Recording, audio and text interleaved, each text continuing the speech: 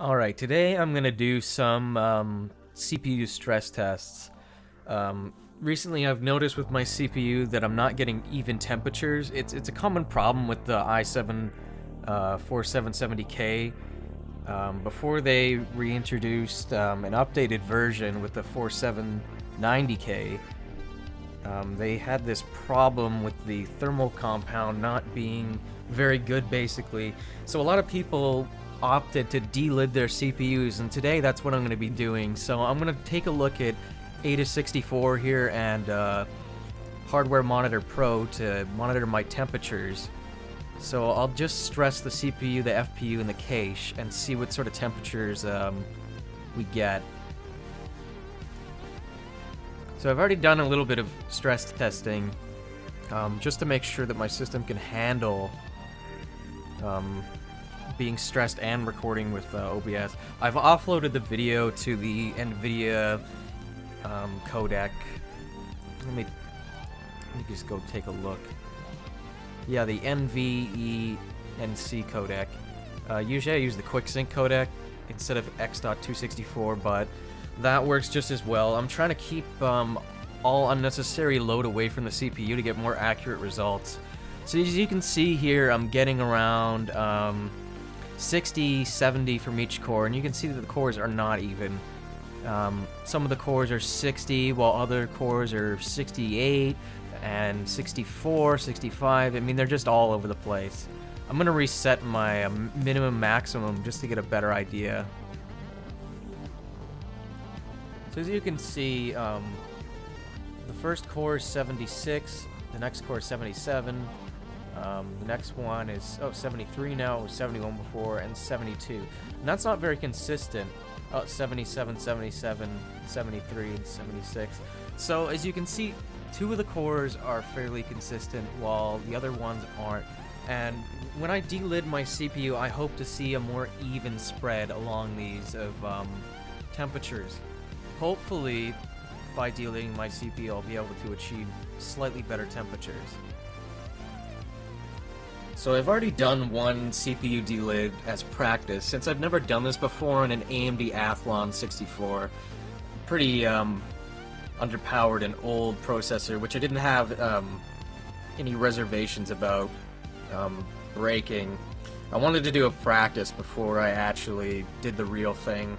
I did this about, I don't know, an hour ago, and it was pretty easy. It's way easier if you have it in a vise.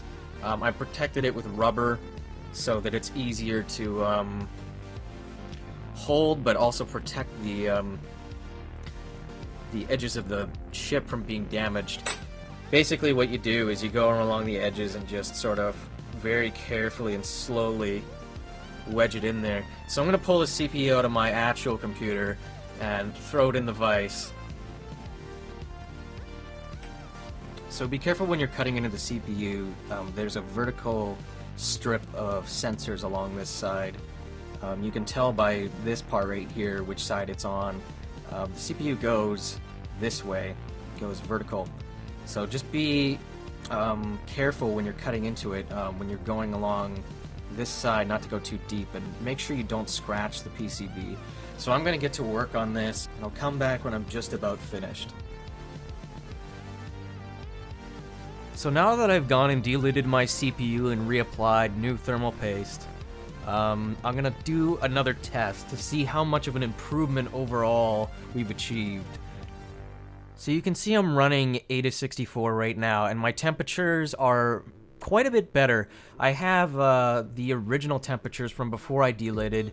The maximum temperature that I am getting right now is that I had at least is 70, 73, 67, 68, and an overall highest, I think, of 74 in the package.